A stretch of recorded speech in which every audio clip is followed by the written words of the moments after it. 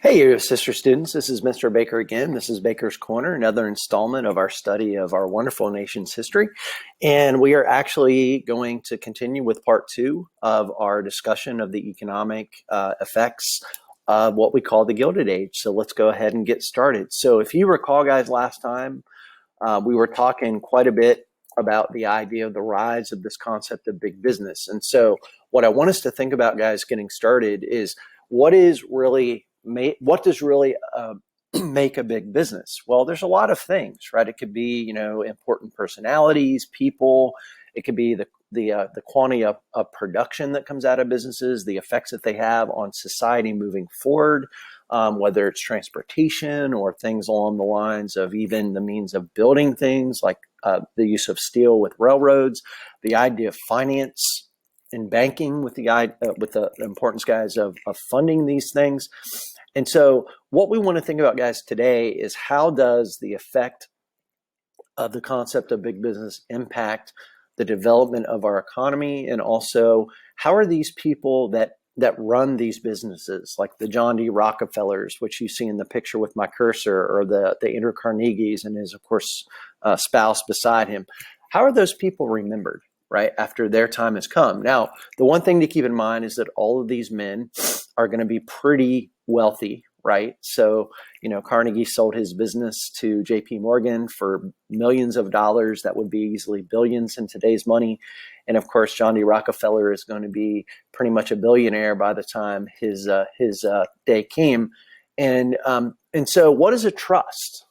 Okay. I think most of you have heard the term monopoly before. Okay. So a monopoly is like where you have one particular business within an industry that controls everything from production to price to things along those lines. You could say a trust is going to operate very similar to a monopoly. Okay. The difference is, in a sense, guys, I like to call a trust kind of like in my terms. I've never heard it coined like this in another source. So if it's not unique to me, if it's somewhere else, let me know. But guys, the idea of a trust is where you have it's almost like a form of monopoly in sheep's clothing. Okay. So a trust is where you have, a group or an organization or even a person that basically gains control over smaller independent businesses. And technically on paper, okay, these businesses might have a different name, but they're all under the same management group. Okay. So like, for example, you'll hear like Standard Oil Trust referred to as a Standard Oil company at times. Okay. And so why is a trust kind of dangerous? Well, first of all, they're eliminating competition in the hands of other business people. Okay. So think about why that would be maybe a problem, right? So like, for example, in the days of John D. Rockefeller, guys, by early 1900, he's going to control well over 90% of the oil industry in the United States. Okay. And the one thing is that from what I understand, he does keep his prices reasonably low, right? But is that a good thing to have that much power and control in the hands of one person when it comes to the idea of these important businesses? Okay. And you got to remember, a lot of us guys, those of you that drive, know this as well as I do, that you've got a lot of emphasis on the idea of gasoline today. This is a kind of a reasonably new big business, of course. Then it's something to definitely keep in the back of our minds. Okay. Very similar to Andrew Carnegie, right, with the steel industry. Okay. And so you'll notice, guys, two key terms here that we're going to look at closely in our next slide: horizontal and also vertical integration. Okay. So think about what that means. Integration means that you're putting things together, right? And horizontal is going to obviously be in a different direction than vertical. Okay. So if you take a look here, guys, you'll notice, you might even want to pause the screen for a moment. You notice, guys, that vertical is going to go from top to bottom, and horizontal, as you can see here, is going to go from cross to cross. Okay. They're both integrating something. Okay. And so the one that Andrew Carnegie was more apt to use, Rockefeller used it too, is the idea of vertical integration. Okay, so guys, check out what's going on from top to bottom. all right, or from bottom to top, either or. Okay. So what do you got to have to be able to produce steel? You got to be able to control iron ore. All right. So the mines. All right. In the case of Rockefeller, that would be oil. So raw materials. Okay. So you'll notice that. So what's the next thing? Well, last time I checked, guys, if you're going to have a business, right, a factory that's going to make produce oil, or produce steel, most likely you're not going to have those factories right beside the mines, right? So let's pretend that you're Carnegie, right, and you have an iron ore mine, let's say that's out in, I don't know, maybe some part of New Mexico or wherever, okay, and you're mass producing steel, let's say in the Steel City, Pittsburgh, Pennsylvania. That's not exactly a stone's throw. So what do you need to be able to get the resource to your factory to process it? You're going to need transportation. Okay. And guys, remember, what is the most efficient form of transportation that's developing by the mid to late 1800s? It's definitely going to be the railroad. Okay. So what is Carnegie going to end up doing? He's going to be investing in raw materials. He's going to be investing in transportation. He's going to be investing in the means to process and produce steel, ergo the Bessemer process. And then, guys, what's the last step? Well, think about it. Having people to actually buy your stuff. Okay.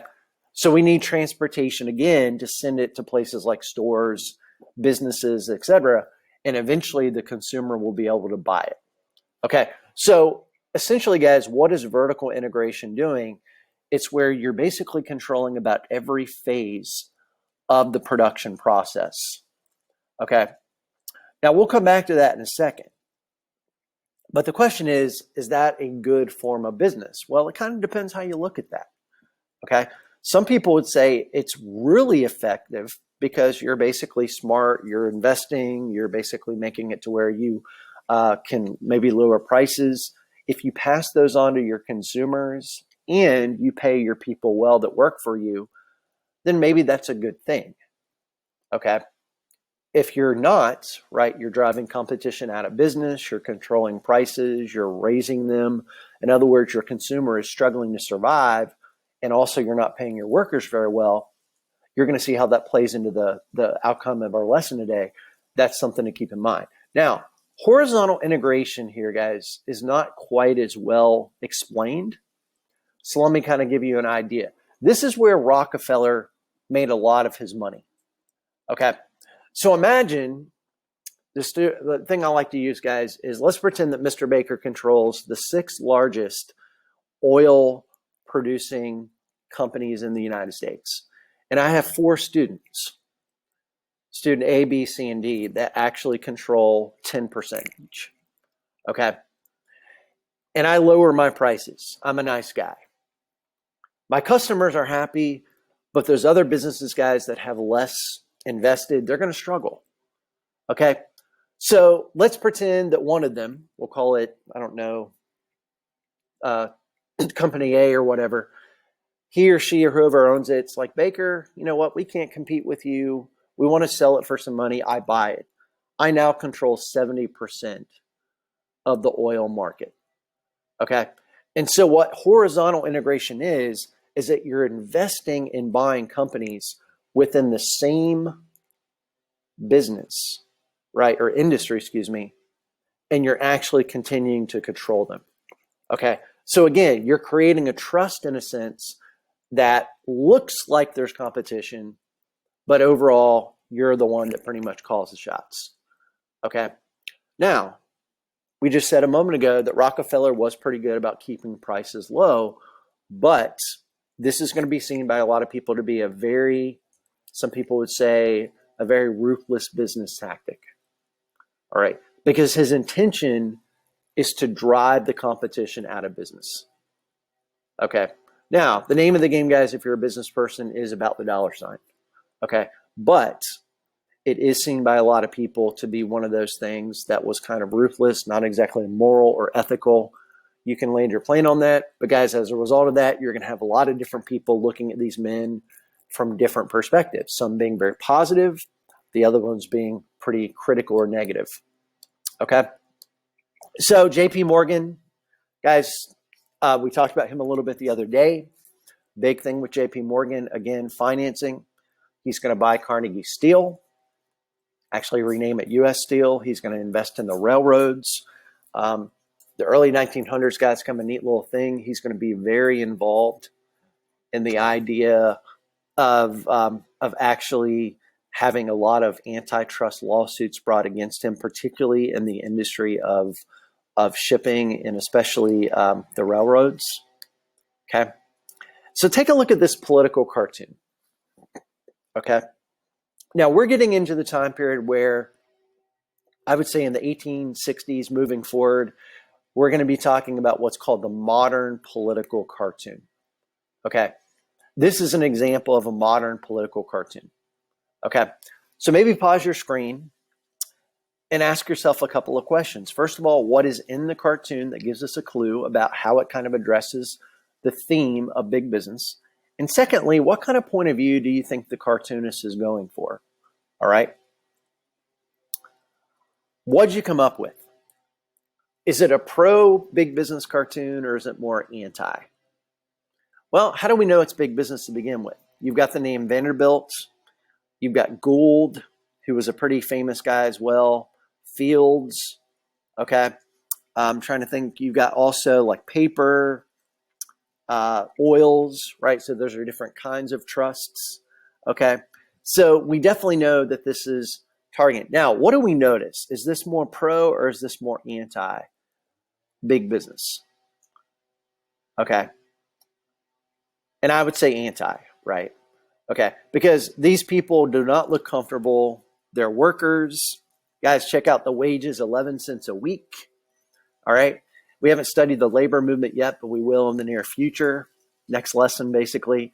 But guys, I mean, think about it like this. I mean, this is definitely sending the message that these men are getting wealthy, right? You can see their wealthy chests here, kind of like the big, dollar signs. Okay. I don't think all those men were that bulky. So that represents their interest in greed and everything. Okay. So anyway, but guys, you notice that this is a really big advocate of protecting workers against the ills of these rising trusts, right? Workplace safety, workplace conditions, which is similar. You don't see children in the picture, but if you did, definitely the child labor issue, the low wages. Okay. Definitely things to keep in the back of our minds. Okay. Here's another example.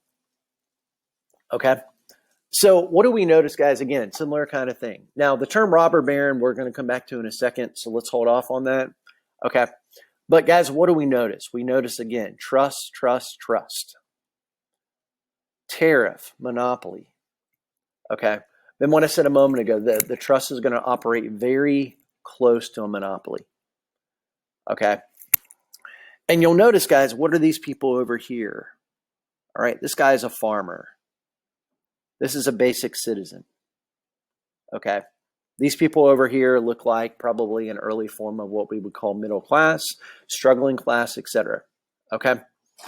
So what's the big thing? You notice wages, taxes, things like that. Okay. The one thing, guys, to keep in mind is this. This cartoon is definitely very similar to the previous one, right? So there's not going to be a whole lot of really positive attention being brought to these trusts. Okay. Now, I don't know if you all want to do this or not, but something to keep in mind.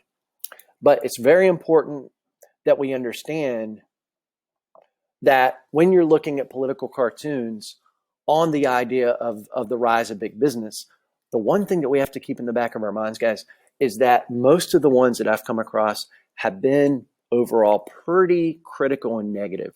Okay.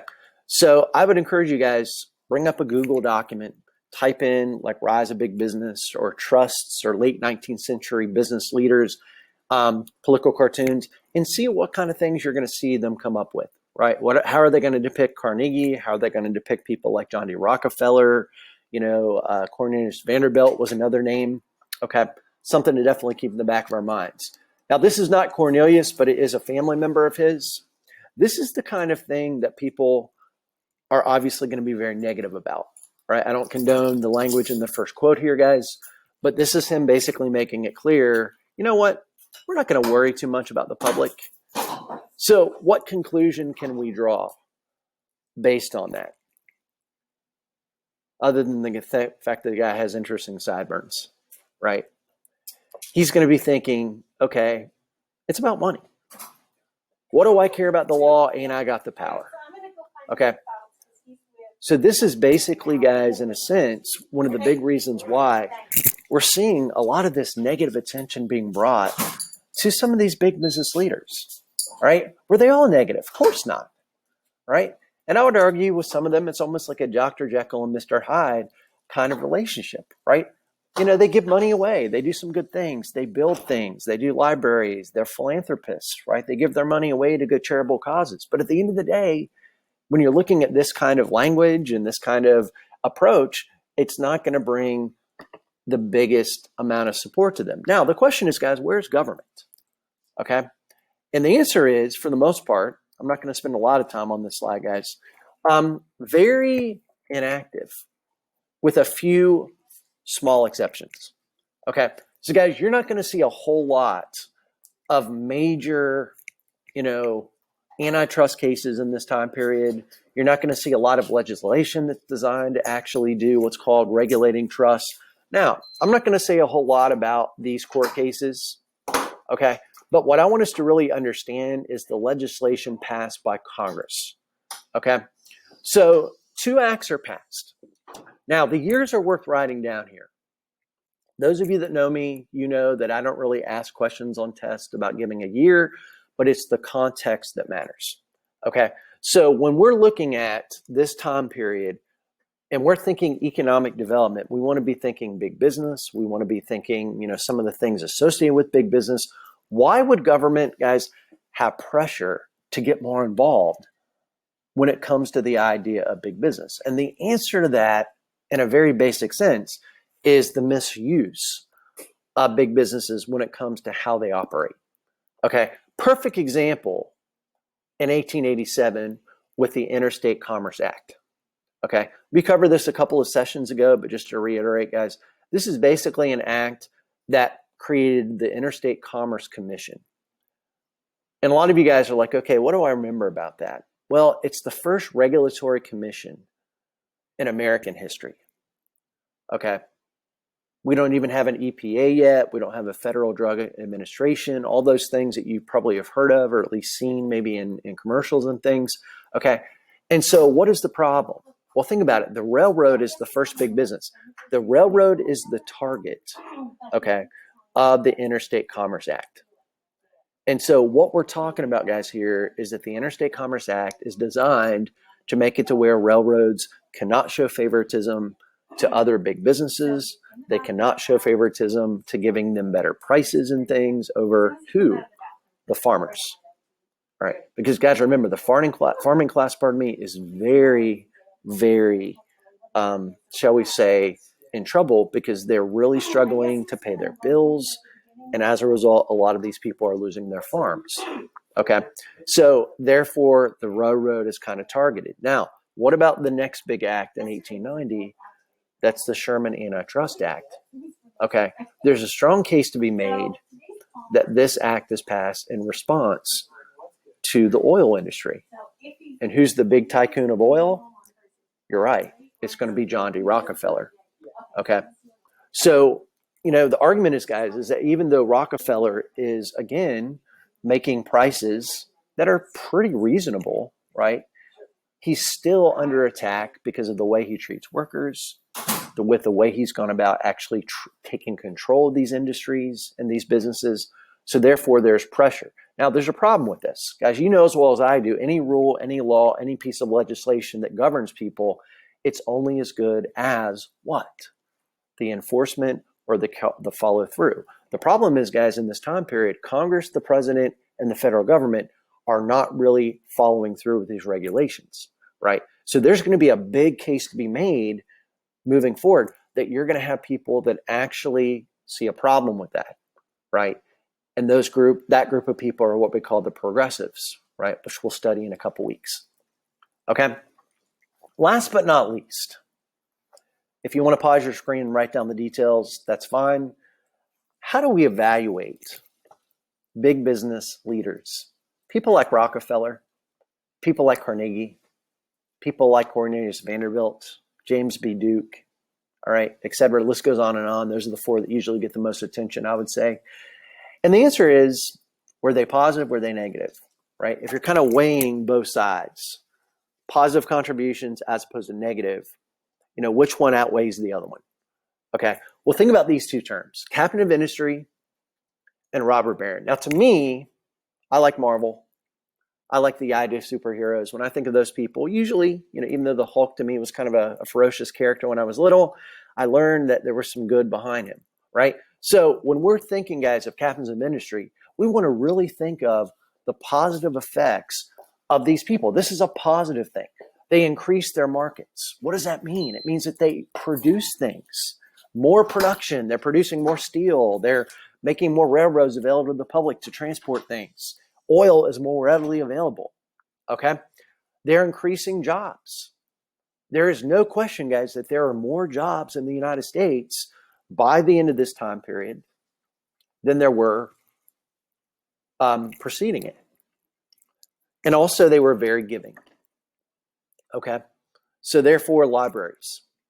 Okay. They built libraries. They invested into universities of higher learning, right? Which today have produced, places like University of Chicago, Carnegie Mellon. Those of you that like, the Blue Devils, Duke. Guys, think about the things that those universities do. They make huge breakthroughs in the idea of medicine and engineering and all these different things that we associate with very important, kinds of developments. Okay, those are good things. I don't think any of us guys would disagree with that. The other side is we have to understand that there is a negative side. Treatment of workers, not exactly positive. Okay. Low wages. And then also ruthless tactics to control the markets. Okay. Intentionally driving competition out of business to the point where you're controlling it with an iron fist. Okay. So I want to show you really quick, guys, a quick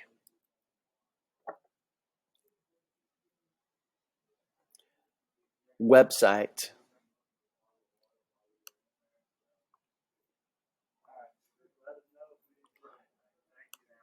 that gives us a little bit of perspective of modern philanthropy. Okay.